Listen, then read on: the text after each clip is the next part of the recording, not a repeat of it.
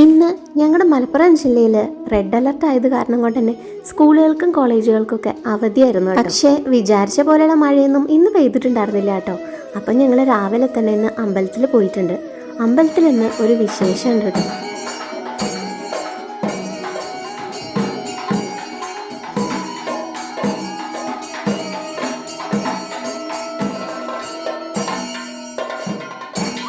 ഇന്ന് ഞങ്ങളുടെ നരസിംഹമൂർത്തി ക്ഷേത്രത്തിൽ കളഭാഭിഷേകമാണ്. ഞാൻ എൻ്റെ ലൈഫിൽ ഇതുവരെ ഇവിടെ ഈ അമ്പലത്തിൽ കളഭാഭിഷേകം കണ്ടിട്ടില്ല കേട്ടോ. ആദ്യമായിട്ടാണ് കാണുന്നത്. ഒരു കുടം കളഭം പൂജിച്ചാടുക, അതാണ് കളഭാഭിഷേകം.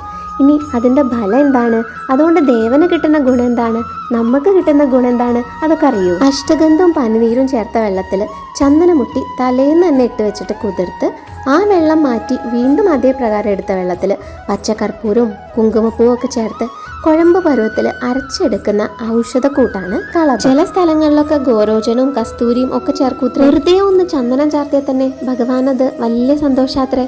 അപ്പൊ പിന്നെ വിധിപ്രകാരം ഇങ്ങനെയൊക്കെ കളഭാഭിഷേകം നടത്തുമ്പോൾ എന്തൊരു ഗുണമായിരിക്കും അല്ലേ. നമ്മുടെ രോഗങ്ങളും ദുരിതങ്ങളും ഒക്കെ മാറാനും അഭിവൃദ്ധി ഉണ്ടാവാനും സമാധാനം ഉണ്ടാവാനും ഒക്കെ ഈ ഒരു കളഭാഭിഷേകം കൊണ്ട് സാധിക്കുന്നതാണ് വിശ്വാസം. വലിയ കലശപൂജയായിട്ടാണ് സാധാരണ ഇത് നടത്തുന്നത്.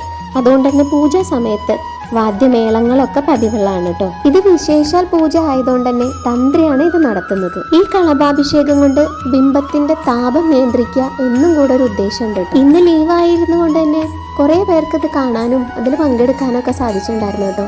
ഇത് ശരിക്കും ആ ബിംബത്തിന്റെ മുകളിൽ ആ കുടത്തിൽ നിന്ന് ഇങ്ങനെ കളഭം അതിലേക്ക് ഇങ്ങനെ അഭിഷേകം ചെയ്യണതുണ്ടല്ലോ, അത് കാണേണ്ട ഒരു കാഴ്ച തന്നെയാണ്. ഭയങ്കര സന്തോഷം സമാധാനമൊക്കെ തോന്നുന്നത് കാണുമ്പോൾ. ഇത് പക്ഷേ എനിക്ക് നേരിട്ട് നിങ്ങൾക്ക് കാണിച്ചു തരാൻ സാധിക്കില്ലല്ലോ.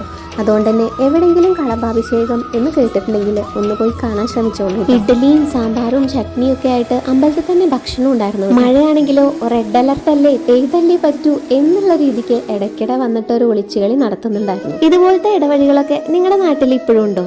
എന്തൊരു ഭംഗിയാലേ അതിലൂടെ വെള്ളം അങ്ങനെ ഒഴുകുന്നത് കാണാനൊക്കെ. അങ്ങനെ കളഭാഭിഷേകമൊക്കെ കണ്ടു തൊഴുത് ഞങ്ങൾ തിരിച്ച് വീട്ടിൽ പോകും. അവിടുന്ന് നമുക്ക് പ്രസാദവും കിട്ടിയിട്ടുണ്ട് കേട്ടോ. 2 തരത്തിലുള്ള പായസം ഉണ്ടായിരുന്നു.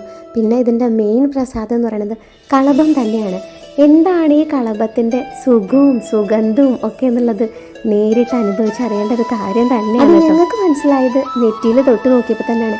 എന്തൊരു കുളിർമയാണെന്നറിയോ, ഭയങ്കര ഒരു സുഖം.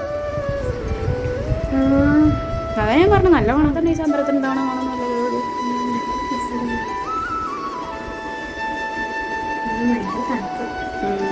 നല്ലൊരു സുഖം.